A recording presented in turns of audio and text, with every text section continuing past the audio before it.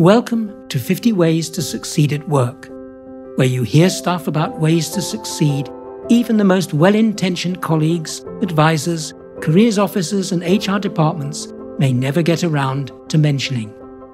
This is episode 23, Changemaker. Be a changemaker, not a change loser. Who are the change makers at your work? It isn't everyone, that's for sure. More to the point, why should you become one? How can being a change maker help you succeed at work? Well, change makers are people who, often against the odds, keep making positive things happen. They have a vision of how things should be and keep pushing to bring that vision alive.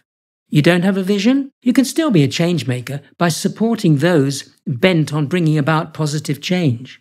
Change happens a lot in the world of work that you've joined or about to enter. Success means supporting change rather than becoming its victim.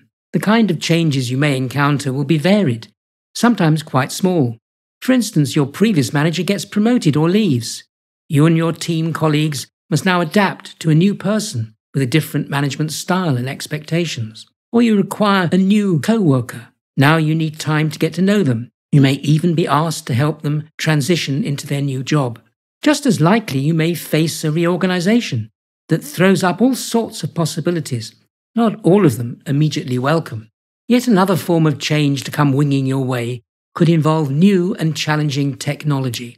Anything from different software to artificial intelligence for improving productivity and workflow. With these kind of things happening, you need to understand how to deal with change, not resist it. For example, when you're a change maker, you seek positive and valuable change. This helps you build positive workplace relationships with colleagues, which is a major part of succeeding at work. Knowing about change and how you can support it has another spin-off. It can strengthen how you adapt to new situations. To those in charge, your adaptability conveys your professionalism and reliability. Your positive reactions show people they can trust you to assist when changes must happen. It's sensible, though, not to be overambitious about your personal ability to affect change. Equally, it's a mistake to assume that you're helpless to influence it and are bound to lose out.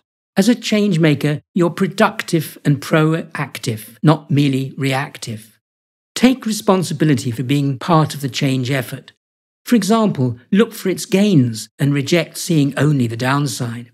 The more proactive you can be in supporting change efforts, the more likely you'll be regarded as effective at work.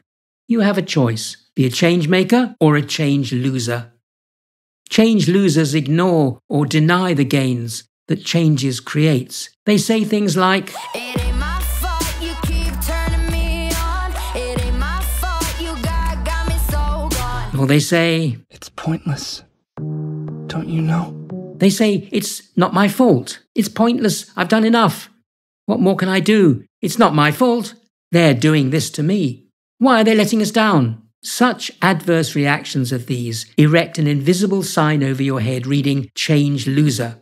It's how others will experience you. In contrast, change makers set out to affect the situation in positive ways. They tend to say things like, "Let me do it. I've got it under control. What possibilities does this open up? I wonder how I could develop from this."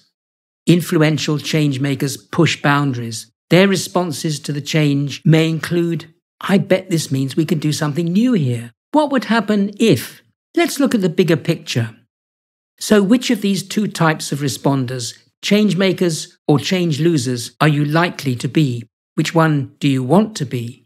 So what action am I proposing? Well, first of all, commit to supporting rather than blindly opposing any change. Secondly, the more responsibility you take at work, the more you will be seen as effective. And 3, decide what kind of reaction to changes you will adopt and why. And the takeaway from all of this? Nobody entirely controls change at work, not even the most senior employee.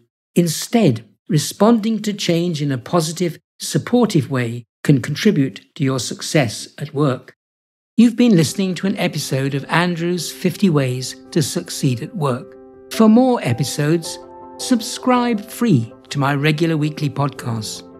You can catch up on past ones at the 50ways.site, where you can also become a foundation member with access to e-learning units transcripts, further reading links, and the forum where you can ask questions, share problems, and join a growing community of people who seriously want to succeed at work. Thanks for listening, and bye for now until next week.